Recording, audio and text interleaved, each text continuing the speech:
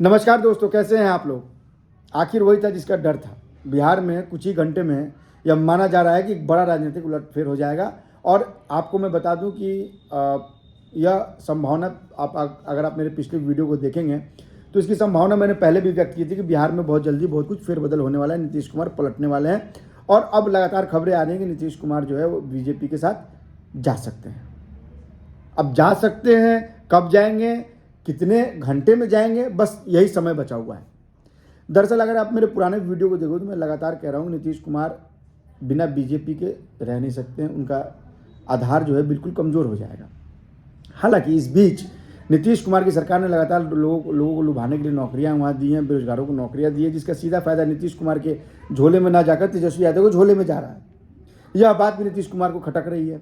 दूसरा, इंडी गठबंधन जो है उसमें लगातार नीतीश की अवहेलना हो रही थी। नीतीश को संयोजक नहीं बनाया गया, नीतीश को दरकिनार किया गया।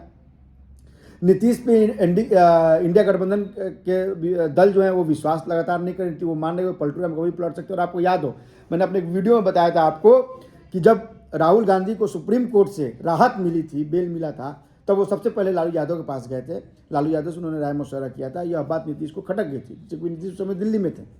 कई बार नीतीश दिल्ली में आए, लेकिन वो कांग्रेस के बड़े नेताओं से नहीं मिले, बाकी दल के नेताओं से उनकी मुलाकात नहीं हो पाई। इधर ममता बनर्जी भी लगातार जो है वो अनाउंसमेंट कर चुके हैं कि बंगाल में वो कांग्रेस के साथ सीट बंटवारा नहीं करेंगे। खैर, ये तो एक अलग मुद्दा है, लेकिन अभी फोकस करेंगे हम बिहार। चूंकि इन बातों को मैंने इसलिए बताया कि ताकि आपको पूरे विस्तार से यह बात समझ में आए कि आखिर नीतीश क्यों पलटने वाले हैं, नीतीश क्यों पलटने जा रहे हैं।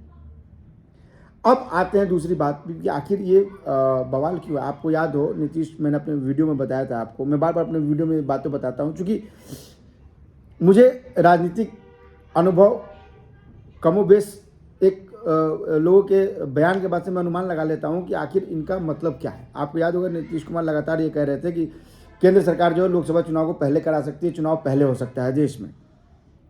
दरअसल नीतीश कुमार ये बार बार इंडिकेट कर रहे थे कि मुमकिन है कि वो लोकसभा चुनाव के आड़ में वो कह रहे थे कि बिहार विधानसभा चुनाव पहले हो सकता है। और इसकी संभावना प्रबल होते जा रही है, क्योंकि आने वाले दिन में अगर आप देखिए तो इस समय बीजेपी के लिए पूरे देश में माहौल बना हुआ है। खासकर राम मंदिर के में भगवान राम के विग्रह का प्राण प्रतिष्ठा होने के बाद से एक तरह से हिंदुत्व की जो भावना है वो पूरे देश में उमड़ पड़ी है। और बीजेपी इसका फायदा जरूर उठाएगी। और नीतीश भी जानते हैं कि इस समय, नीतीश जी क्यों, पूरा विपक्ष जानता है कि इस समय पूरे देश में बीजेपी की जबरदस्त लहर है। और इस लहर में सिर्फ और सिर्फ बीजेपी की नैया ही तेजी से पार लेगी, बाकी की नैया डूब जाएगी। नीतीश इसको भांप चुके हैं, नीतीश समझ रहे हैं।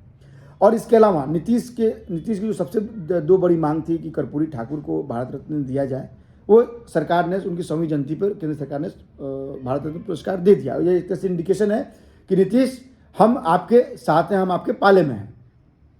दूसरा, आपको याद हो तो जब G20 सम्मेलन हुआ था यहाँ, तो नीतीश कुमार स्पेशली प्रधानमंत्री से मिले थे। और जब उन्हें मिले थे तो उनके बॉडी लैंग्वेज को आप देखिए, कितना स्थिर, कितना शांत, हंसमुख। लगातार नरेंद्र मोदी से, वो प्रधानमंत्री से लगातार हंस के बात कर रहे थे। उस समय झारखंड के मुख्यमंत्री भी उनके साथ थे। उसके बाद से आप देखें तो लगातार जो है वो आरजेडी जो है वो लगातार नीतीश कुमार पे हमलावर थी। लालू यादव लगातार राहुल गांधी से मिलते थे और लोगों से मिलते और पार्टी के नेताओं से मिलते, लेकिन नीतीश को दरकिनार करते थे। लालू यादव पहले ही पटना की मीटिंग में, इंडिया गठबंधन की मीटिंग में कह चुके थे कि राहुल गांधी आप दूल्हा बनिए, हम बाराती बनने को तैयार हैं। यह सारी बातें जो है वो नीतीश कुमार को नागवार गुजरी। उन्हें ना संयोजक बनाया गया, ना अलायंस, ना उनकी बात, उनकी हर जगह उनकी अवहेलना की जा रही है। तो इन सब बातों को दिमाग में रखते हुए नीतीश कुमार उस उचित समय का इंतजार कर रहे हैं। यानी कहिए कि एक तरह से शुभ मुहूर्त का इंतजार कर रहे हैं कि वो मुहूर्त आएगा और इसके बाद से वो अपना असली खेल दिखाएंगे। और उन्होंने असली खेल दिखाना शुरू कर दिया गया है। लेकिन इन सब के इतर जो मुझे लग रहा है, जो एक प्रबल संभावना यह भी बन रही है कि बिहार विधानसभा भंग होगी। और बिहार विधानसभा भंग होने के बाद से बिहार का विधानसभा का चुनाव और लोकसभा का चुनाव एक ही समय, एक ही डेट पर होगा। इसकी दो बड़ी वजह है। इसकी बड़ी वजह यह है कि अगर इस समय चुनाव दोनों जगह होते हैं तो आप यकीन मानिए कि बीजेपी और नीतीश दोनों को, खासकर बीजेपी को ज़बरदस्त फायदा होगा, क्योंकि हिंदुत्व की लहर चल रही है अभी। और यह लहर अभी कुछ महीनों तक चलेगी और इसका फायदा हर राजनीतिक दल उठाना चाहेगा। जबकि विपक्ष के लिए यह नुकसान कर रहा है, उनको लगातार नुकसान दे रहा है। इसके बीच लालू यादव लगातार जो है नीतीश कुमार से संपर्क कर रहे हैं, उनकी लगातार फ़ोन कर रहे हैं, उनसे बात कर रहे हैं, बैठकों का दौर जारी है, लेकिन नीतीश कुमार लालू यादव से मिल नहीं रहे हैं, उनसे बात नहीं कर रहे हैं। तो आइदर नीतीश कुमार बीजेपी के साथ जा सकते हैं, या लोकसभा या विधानसभा भंग होगा, विधानसभा भंग होते ही लोकसभा का चुनाव 1-2 महीने में होने वाला, साथ में उन दोनों का चुनाव हो जाएगा, पहली बात। दूसरी बात, इस चुनाव के जरिए यह एक संदेश भी देने दिया जाएगा कि वन नेशन वन इलेक्शन कैसे भी कराया जा सकता है, या उसका एक ट्रायल भी हो जाएगा। यह भी एक बात है जो सोचने वाली होगी। इसके अलावा जो सबसे इम्पॉर्टेंट है, सबसे इम्पॉर्टेंट बात यह है कि आप ये देखिए कि नीतीश कुमार लगातार यह कहते आए हैं कि भाई हम जो है वो राज्य के हित में कोई फैसला लेंगे। तो राज्य का हित क्या है, या तो आप सबको समझ, राज्य का हित इसमें है कि चुनाव हो, आरजेडी से लोग ऊब गए हैं, आरजेडी की वजह, आरजेडी के शासन के बारे में बिहारी जनता को पता है, बिहारी जनता क्या पूरे देश के जनता को पता है।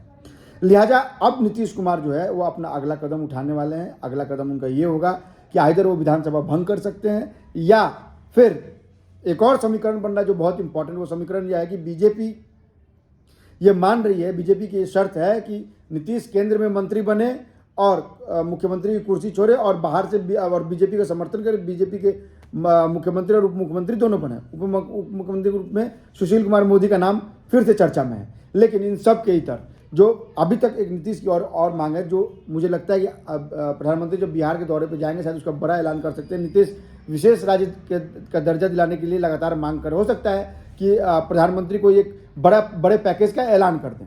यानी आप ये देखिए कि राजनीति में किस तरह से आखिर जाके नतमस्तक हो गए बीजेपी के सामने नीतीश कुमार। हालांकि नीतीश की ये छवि पहले से भी, नीतीश पलटू राम है, नीतीश पलट जाते हैं, यह इसकी संभावना प्रबल थी। लेकिन इतनी जल्दी पलटेंगे, इतना जल्दी ये समीकरण बदलेगा, इसकी उम्मीद शायद नीतीश को भी नहीं थी। हालांकि इस बीच नीतीश ने जातिगत जनगणना करा के एक बड़ा कार्ड खेला था, लेकिन वो जातिगत जनगणना नीतीश को अब फेल होता नजर आ रहा है। इसका रिजल्ट उन्होंने देख लिया, राजस्थान में देखा, मध्य प्रदेश में देखा, छत्तीसगढ़ में देखा, और अब उनको ये लग रहा है कि नहीं, जातिगत जनगणना जो है वो विकास पे भारी नहीं पड़ सकता है। ठीक है कि अगर भारत में राजनीति करनी है तो जाति से इतर राजनीति आदमी नहीं कर सकता है, लेकिन जातीय समीकरण विकास पे भारी हो, यह अब नजर आता दिख नहीं रहा है। आप अगर देखें तो जातीय समीकरण करा के कांग्रेस ने इसका लिटमस टेस्ट किया है, छत्तीसगढ़ में, राजस्थान में, मध्य प्रदेश में, लेकिन तीनों जगह फेल हो गया। तो अब यह माना जा रहा है कि नीतीश कुमार के पास और कोई विकल्प नहीं बचा है। इसके इतर आप देखिए लगातार राहुल गांधी को अपनी यात्रा स्थगित करके वापस दिल्ली आनी पड़ी। उधर बंगाल में ममता बनर्जी ने साफ साफ कह दिया कि वो कांग्रेस से सीट गठबंधन नहीं करेंगे। साफ, क्यों गठबंधन नहीं करेंगे? क्योंकि कांग्रेस 10 से 12 सीट मांग रही थी और टीएमसी जो है वो 2 सीट देने को तैयार है। लिहाजा उन्होंने ऐलान कर दिया कि हम जो है कांग्रेस के साथ गठबंधन नहीं करेंगे। तो अब दिल्ली में लगातार बैठकों का दौर है। दिल्ली में यह समय देखा जा रहा है कि क्या अगर डिपार्ट होते हैं पार्टी से, अगर नीतीश हटते हैं तो बिहार में कितना नुकसान होता है। क्योंकि कांग्रेस भी कमोबेश नीतीश से बहुत खुश नहीं है, क्योंकि कांग्रेस के कोटे के मंत्री भी बिहार में बने नहीं, जिसकी मांग कांग्रेस लगातार कर रही थी। इधर आरजेडी दावा करे कि उसने 120 विधायकों का दावा जमावड़ा कर लिया है। हम यानी जीतन राम मांझी के पार्टी के 4 विधायकों पर उसकी नज़र है, उस पर भी लगातार उसकी नज़र बनी हुई है।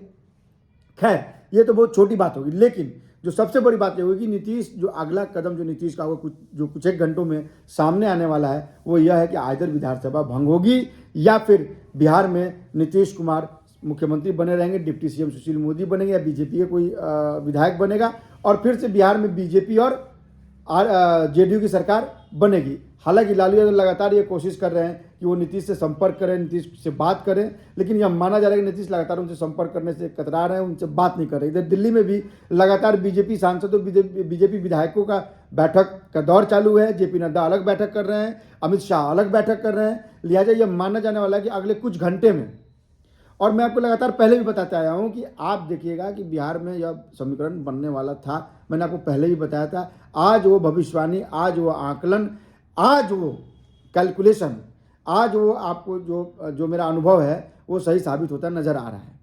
आप हमारे वीडियो को लगातार देखिए, सब्सक्राइब कीजिए, और मेरी कोशिश होगी कि मैं अब रोज़ लगातार आपको वीडियो बनाऊं। पिछले कुछ दिनों से कुछ पारिवारिक समस्या की वजह से मैं वीडियो नहीं बना पा रहा था, नहीं अपलोड कर पा रहा था।